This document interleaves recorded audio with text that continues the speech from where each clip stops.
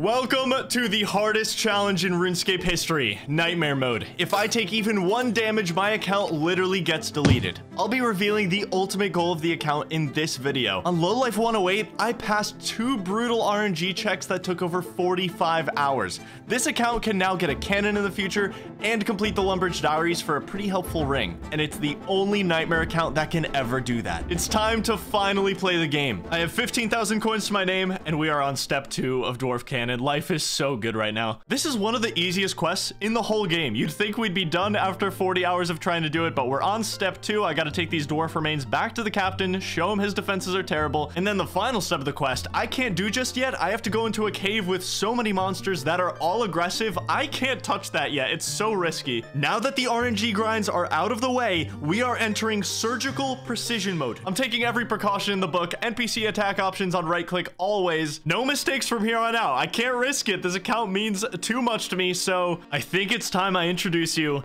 to the heat map. This is a heat map of every aggressive monster in RuneScape. Look at Mauritania, that is a death zone. Look at the wilderness, that is a death zone. It is fascinating. But since we've only really experienced civilization so far, we haven't really encountered any true danger yet. The only big blob in the civilized world really is the Dark Wizard Circle, and I can avoid that easily. The further we venture out, the deeper this account gets, the more we'll really have to think, and the heat map will play a huge role in this series. Right now, my only option is to avoid things. That's why I need protection prayers, 43 prayer. But honestly, I've looked into it so much and I do not know how to get this level. It's such a brick wall. But while we figure it out, I'm gonna get started anyway by doing the second quest on the account. It's time to start progressing. But first, it's safe to say Low Life 108 lives in a pretty unforgiving world with the odds completely stacked against him. So fittingly, today's sponsor is longtime author and RuneScape player Michael R. Miller, who just released a 3rd book of his series, Songs of Chaos. If you liked Aragon as a kid, I really think you'll love Songs of Chaos. It follows Holt Cook, just a young guy born into mediocrity. He's not the chosen one. If anything, he's the chosen one for a life of servitude like all of his ancestors, but he defies everyone to save the life of a blind dragon and ends up fighting desperately for their survival. Together, they embrace their inner daredevil and fight off horrifying threats and uncover secrets about the world which,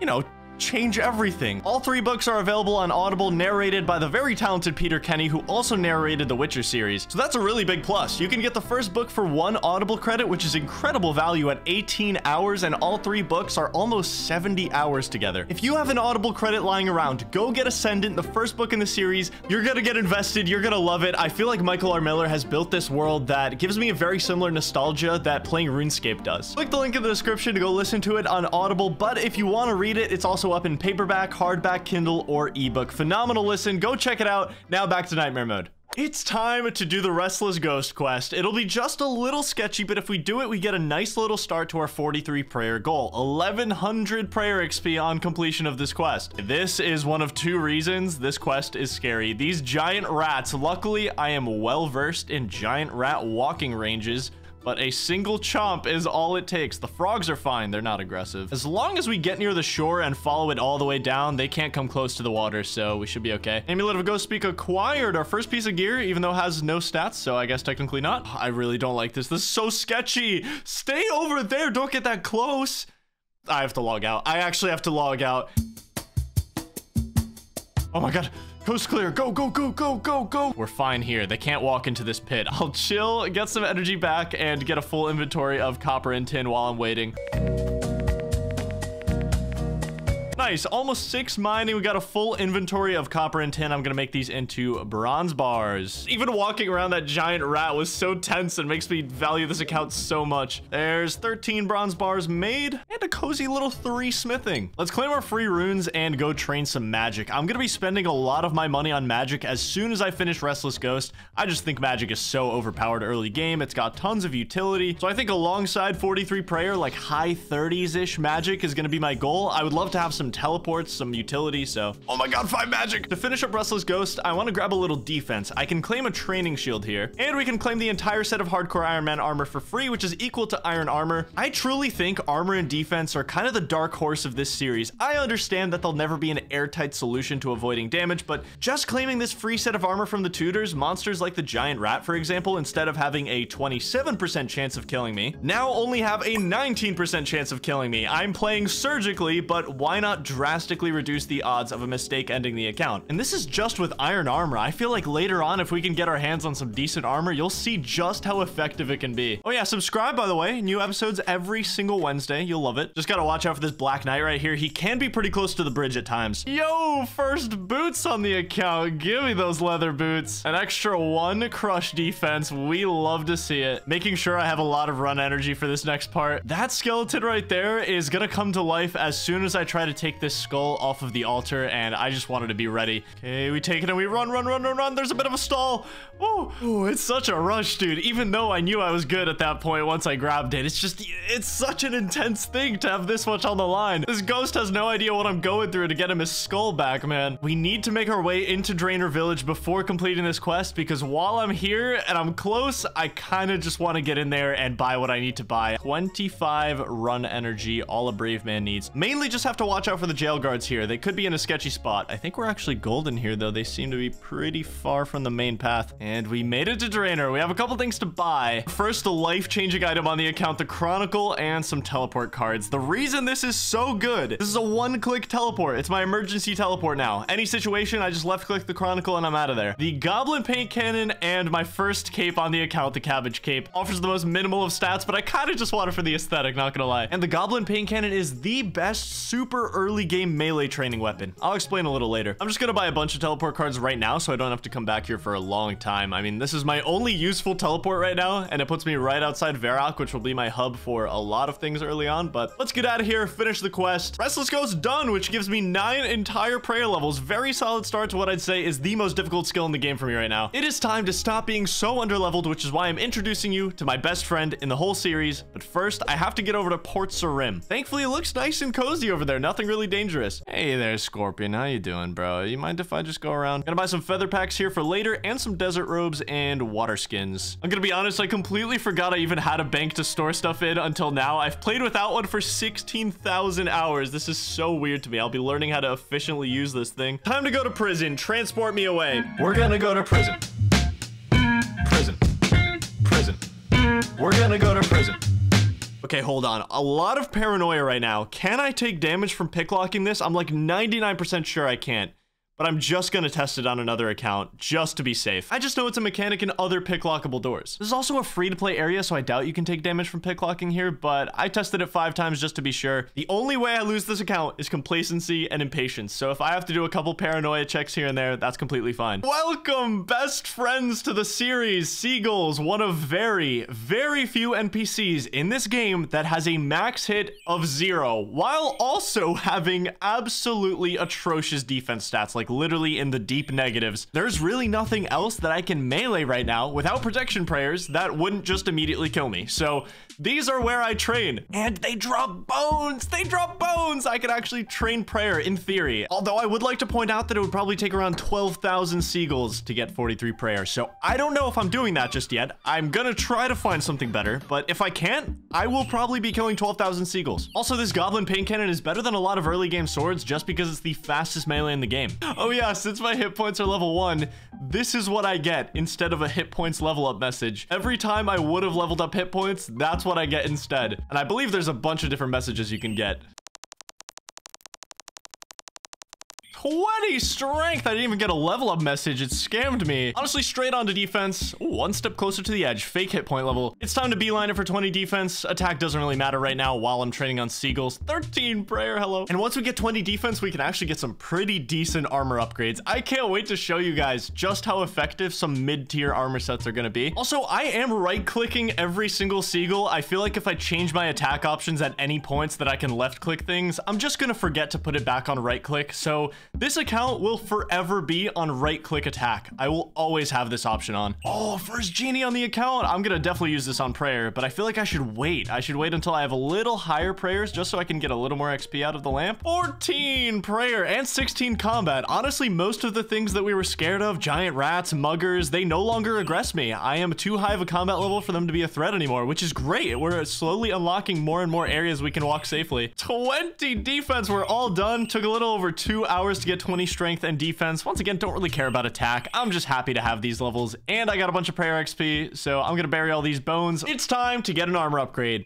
There's the lamp on prayer, almost 16 prayer. That was a really nice grind for me. All right, so I don't have enough money for mithril armor. In fact, I'm very, very far away from purchasing a full set of mithril. So I gotta say, I'm so grateful I have 40 crafting on here. Obviously, it was for the railings. I didn't even take into account gem cutting, but this is like the only money-making method I can even do. Just out of curiosity, I looked up early Iron Man moneymakers, and the entire list on the wiki is essentially just way too risky for me. I can't do anything. Gem cutting is extremely hit or miss though, because this shop only restocks 4 times a day. 4 times in a 24-hour cycle will there be sapphires and emeralds in this shop. I just happen to catch it on a fresh cycle. So it's time to hop through every single world before anyone else finds out that the cycle is restocked and just make all the money I can possibly make. I'm gonna need so much, not only for the armor, but for my magic training, for law runes later, for teleports. I need 750k for the cannon. That's like 7 million years away.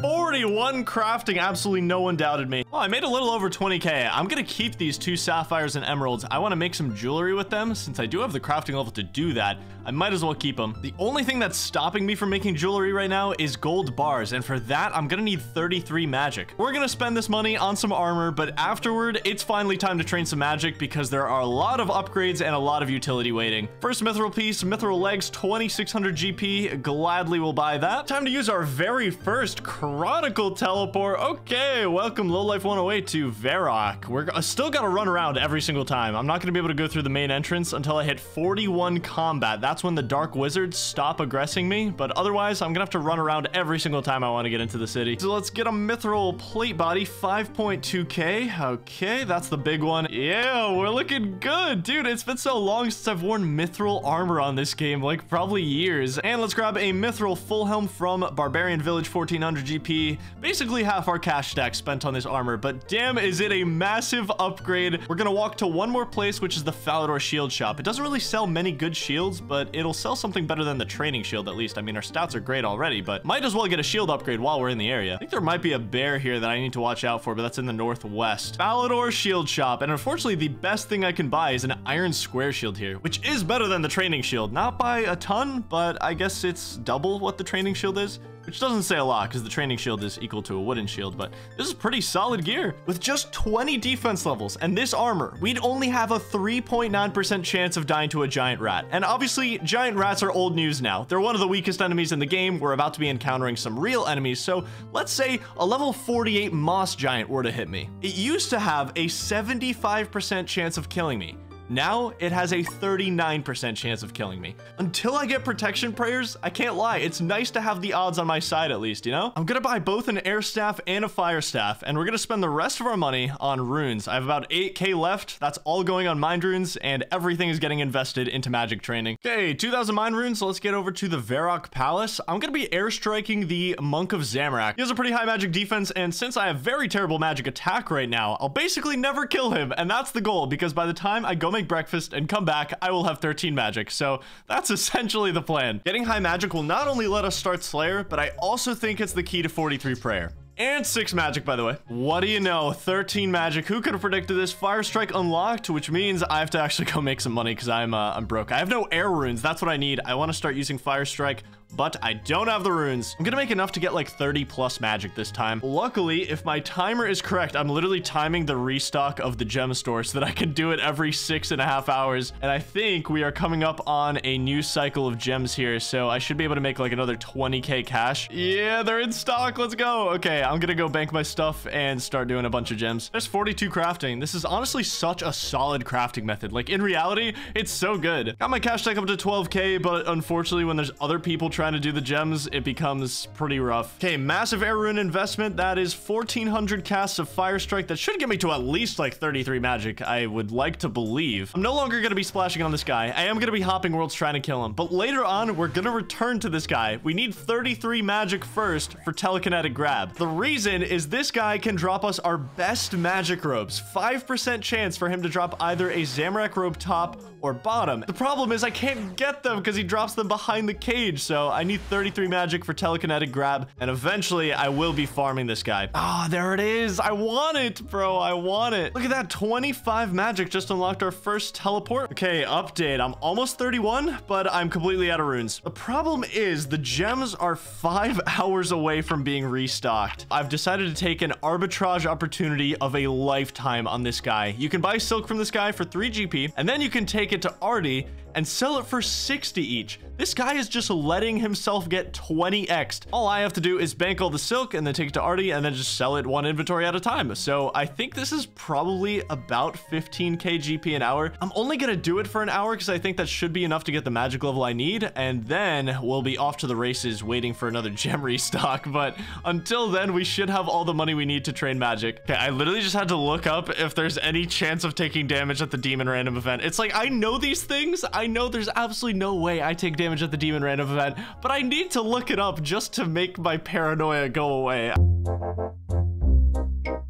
That's my last inventory of silk. That puts me up to 300. Obviously, for any account that can take damage, just go do anything else. It's such a bad method. Gotta really haggle with this guy. He buys it for 60, and that is an Artie easy task. Okay, last inventory of silk. We ended up with a little over 21k. Pretty solid. I'm gonna go spend all of that on runes, and that might even get me to like 37 magic at this point. Spending every last dime. 2,500 fire strike casts. We'd love to see it. This game show came at the perfect time. I am very desperate for money right now. I would normally get the mystery box, but I actually really need the money right now. So 1,000 coins, we take it. I gotta say, it's nice having the zoo, another safe place to train. I think it'll be really good to us in the future. And once I get telegrab, all of these drop tables, like maybe the Joker or the Cyclops, have something I want to grab, and I can telegrab it. Such a crucial level. 33 magic. We just unlocked telekinetic grab. This means I can start getting gold bars for jewelry, the Zamorak robes for Slayer from the Monk of Zamorak, and this helps me complete multiple different quests. The problem is that I have no law runes, and there's only one shop I can really access to get some, and that's the Mage Bank.